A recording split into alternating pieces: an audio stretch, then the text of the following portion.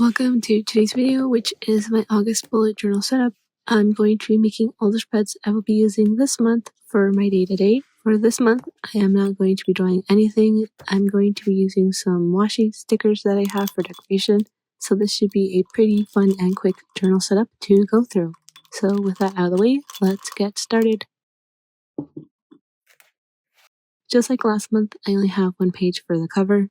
The reason being that I had an uneven amount of spreads last month, and so I'm going to have on the right side the cover page for August and then just continue it from there. What I am doing with the letters is having them kind of floating. I don't know if there's a better way to explain it, but I just wanted to create a wave kind of effect on the letters. The lettering I'm doing is just my normal handwriting since I want to keep it simple. Then I am using these squirrel washi tape stickers. I've had them for a while, and so I thought since it's August and we're close to fall, it'd be a great time to use these squirrel stickers.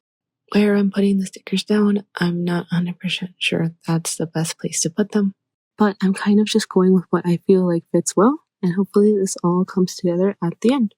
And I'm using colors that are fall adjacent that match with the squirrel colors like green and brown.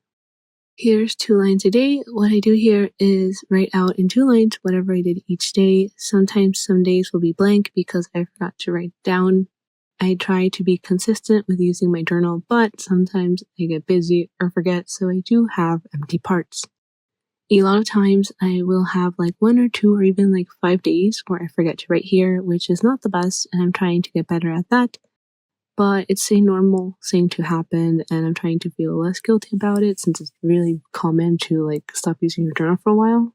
I have 2 pages for 2 lines a day, but I am thinking I might start doing 1 page for this rather than having 2 lines. I'll just have a single line for each day. I'm still not super sure about that.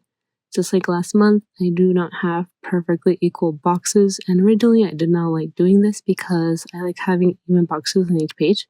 So this is very much awkward for me when I do it because I'm like, it should be more balanced. But the great thing about doing this is that I have more space for the title and stickers. Honestly, this is a better way of doing it, and I'm trying to get used to doing it this way. This is the best way to efficiently use the space I have. Brain dump is next, and this is just for writing all my thoughts down. I do love using this because honestly, this is the place where I can just write in whenever I feel like it. Like to remind myself of something or to see how a layout would look like or like what colors work well together. This is so fun to decorate because I don't have any real layout for it. I just have like where I want the lettering to be, and from there I just add the stickers where I want them. I'm just kind of guessing with the placement and adding a bit of decoration to the lettering because I do think it would look kind of plain if it just had stickers and lettering and that's it.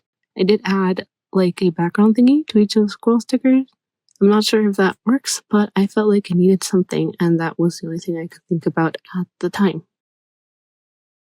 Content planner. I use this to track all the things I'm planning on uploading or doing this month. It is difficult sometimes to be consistent with what I'm planning for that month, or even sometimes I forget to write here, but I am trying to get better at using this.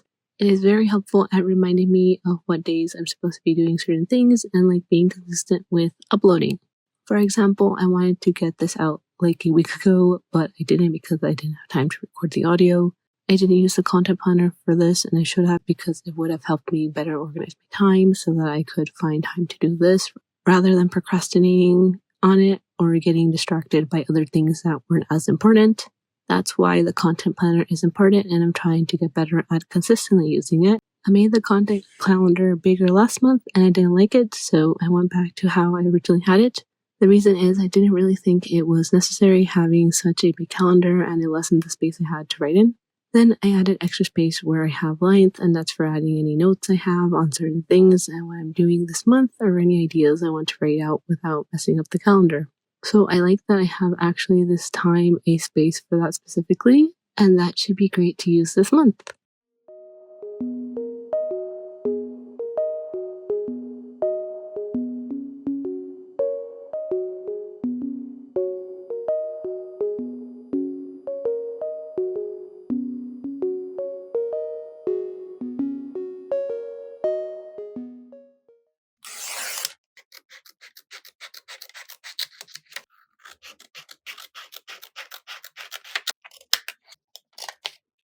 Then for habits tracker, I went back to having a whole page for it. Well, a page and a half for it rather than having an insert in the middle of my calendar.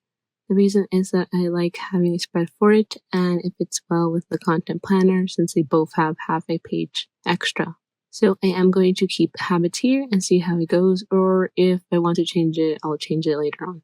I forgot to mention prior, but for the lettering, the colors are mismatched. I don't want to have one consistent color for the letters. I'm going with whatever colors I feel go together that are either green or brown, just alternating between those colors and just having fun with having different colors for each of these letters and overall the spread itself.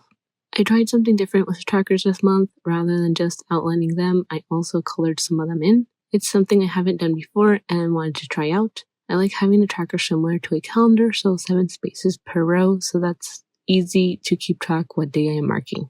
I added the sleeping tracker back this month, even though I didn't use it last month, and I'm not 100% sure if I want to use it again. I'm going to give it one more try and then see if I want to keep having it or if I want to not have it anymore.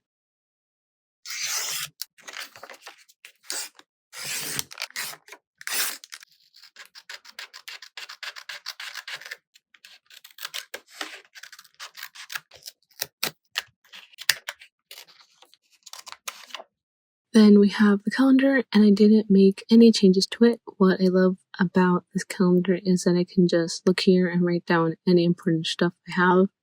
It's really helpful for me to be able to remember what I have on what day, and it's just a place to look at my plans for the month. I can quickly look at my overall schedule for the month and then plan accordingly. I keep it simple calendar, and adding a bunch of decoration around, as well as adding a couple of stickers around the spread. I started cutting out from the left side of the calendar as well because I didn't want to have extra space that's blank on the calendar.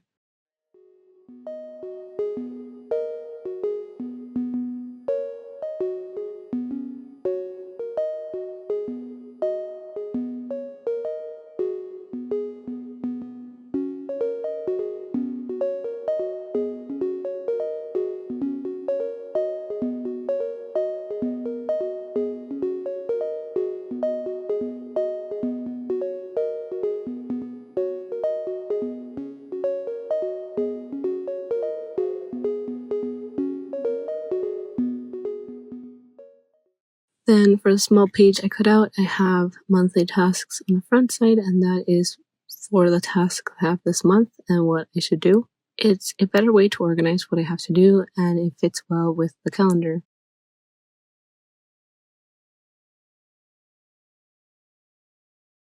Then I have goals on the back, which are the monthly goals I have. That's anything I feel I should accomplish this month, or just like mini goals I have, things like that. And so that's what I have there.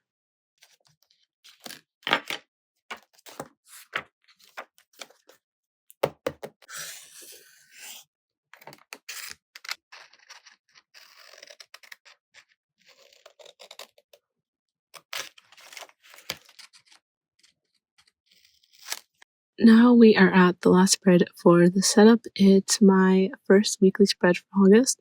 I like to include this in my setup because it's a nice way to see what my weekly spreads will look like. For this one, I am following the theme and using the squirrel stickers.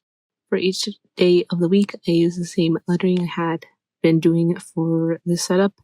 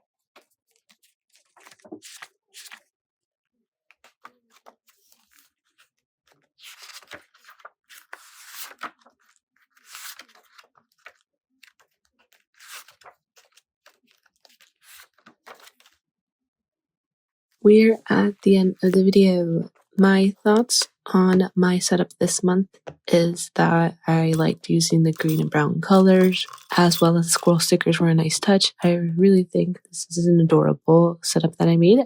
Thank you so much for watching until this point. It means a lot. And until the next video, goodbye. Goodbye.